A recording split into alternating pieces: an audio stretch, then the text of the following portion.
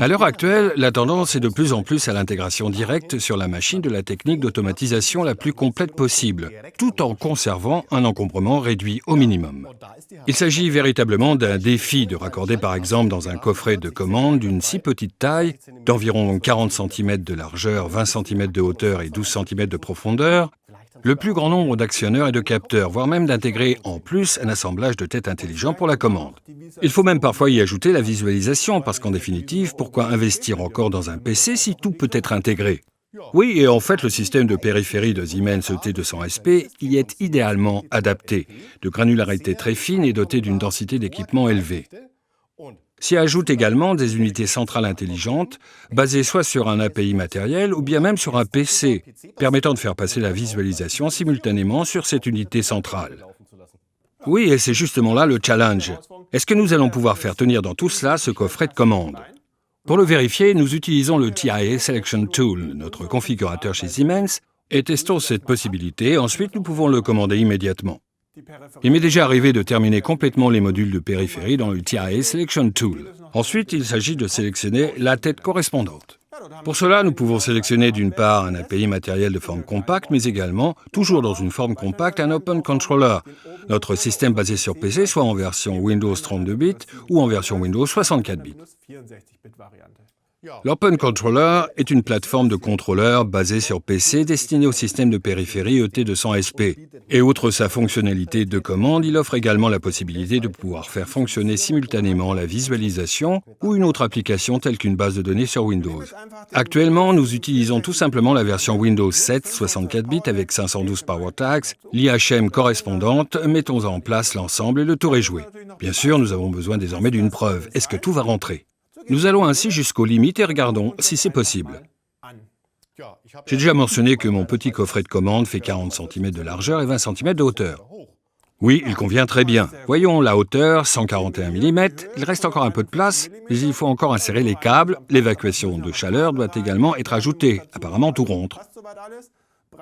Largeur, nous avons encore 5 cm d'espace à gauche et à droite, c'est rassurant de le savoir. Au niveau de la profondeur de 75 mm, il faut encore ajouter le rail, prévoir encore un peu d'écartement et devant un peu de place pour l'évacuation de la chaleur. Nous avons encore un peu de marge, nous arriverons à fermer correctement le volet. Donc par rapport aux dimensions, tout devrait correctement s'intégrer. Encore une question, combien d'entrées-sorties avons-nous pu installer ? Regardons par ici, 64 entrées, 64 sorties, 16 entrées analogiques et 8 sorties analogiques. Siemens vous offre ici une véritable utilisation efficace de la place disponible directement sur la machine. Il ne reste plus qu'une seule chose à faire, passer la commande. C'est ce que nous allons faire. Pour cela, nous allons sur la liste de commandes et regardons à nouveau que faut-il ajouter. Tout ce qui convient au module de périphérie. Ensuite, nous devons encore appuyer sur le bouton ci-dessous dans la rubrique Export in the Industry Mall. Et la commande est acheminée directement sur votre compte Mall et les modules s'affichent directement chez vous. Ici, c'est l'Open Controller que nous venons de configurer et que nous avons commandé via le Mall. C'est un système basé sur PC. Cela signifie que nous avons besoin d'une mémoire de masse, incluse dans la livraison, une carte CFast, sur laquelle le système d'exploitation Windows 7 Embedded en version 64 bits, ainsi que le contrôleur logiciel sont déjà préinstallés. Il suffit ensuite d'insérer la carte CFast dans cet emplacement et je peux installer aussitôt l'appareil. Pour cela, nous commençons par retirer la CPU existante de son emplacement de montage apparent. Nous mettons hors tension, ensuite nous dévissons la CPU, sans aucun outil, et la retirons. Ensuite, il faut insérer l'Open Controller, le clipser sur le rail DIN symétrique en dessous, le verrouiller et insérer ici l'alimentation en tension. Au niveau de l'Open Controller, il s'agit d'un système basé sur PC, c'est-à-dire que nous disposons également d'interfaces PC embarquées. D'une part, une interface DVI et d'autre part, 3 interfaces USB. Nous les utilisons maintenant pour raccorder ce moniteur multitouch directement à notre controller. Merci. On commence par le câble DVI et en dessous, nous avons directement le raccordement USB. Désormais, le câblage de notre système est terminé et nous pouvons démarrer le système pour la première fois. La CPU. Vous voyez qu'un voyant vert est allumé, mais le reste n'est pas encore allumé. Donc le système va maintenant se mettre en route, se configurer. C'est ce qu'on voit au niveau du moniteur. Nous nous trouvons maintenant dans la configuration du système d'exploitation Windows.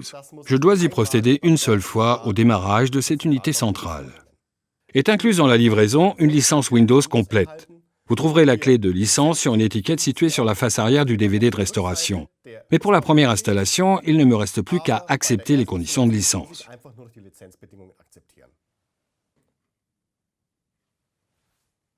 Pour terminer, il me reste à paramétrer l'adresse IP. Je peux bien évidemment la modifier à tout moment ultérieur dans Windows. Pour la première mise en route, il est judicieux d'utiliser l'adresse IP d'un réseau que j'utilise également dans mon programme d'automatisation. Nous consultons le TIA Portal pour découvrir ce qui est défini à cet endroit. Pour cela, nous accédons à la vue du réseau dans mon TIA Portal. Je consulte mon Open Controller, quelle adresse est définie. Il existe un bouton très pratique dans le TIA Portal qui se trouve en haut, Afficher adresse. Et je peux constater que l'Open Controller possède deux interfaces Ethernet. Nous prenons ici le port de gauche et ce port de gauche possède l'adresse 0.1 que nous allons ajuster ici. Je la reprends tout de suite ici également, 192.168.0.1. Et la configuration est désormais effectuée. Désormais, mon système a totalement démarré et je peux immédiatement apercevoir l'application de l'afficheur du contrôleur logiciel. Je n'ai pas besoin de faire d'autres réglages Windows pour la fonctionnalité du contrôleur logiciel. Je peux accéder immédiatement à l'environnement du développement TIA Portal et commencer mon projet. Nous commençons par nous connecter à notre Open Controller d'un câble Profinet.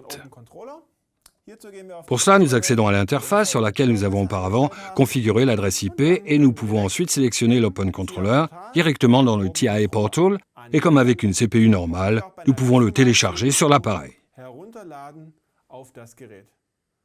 Ensuite, un contrôle complet est de nouveau effectué et le processus de chargement commence. Je peux apercevoir mon Open Controller en cours de téléchargement et je reçois l'information selon laquelle l'Open Controller doit être redémarré. C'est le cas uniquement lors de la configuration initiale. Ensuite, je pourrai télécharger des projets sans avoir à redémarrer le controller. Après le redémarrage, Windows démarre à nouveau et le contrôleur logiciel est initialisé. Il est possible de constater que la périphérie décentralisée est désormais détectée parce que les LED clignotent. La CPU est momentanément arrêtée, étant donné qu'aucun projet n'est chargé, mais je peux désormais le faire. Maintenant, nous devons terminer l'ensemble dans le TIA Portal. La boîte de dialogue nous attend spécifiquement pour cela. Il nous suffit désormais de télécharger la configuration matérielle et le logiciel, et à cet effet, nous appuyons sur le bouton « Charger ». Le projet Step 7 est chargé dans le contrôleur logiciel dans la CPU, comme pour tout autre Simatic Controller. Nous sommes donc prêts et nous disposons d'une commande qui fonctionne.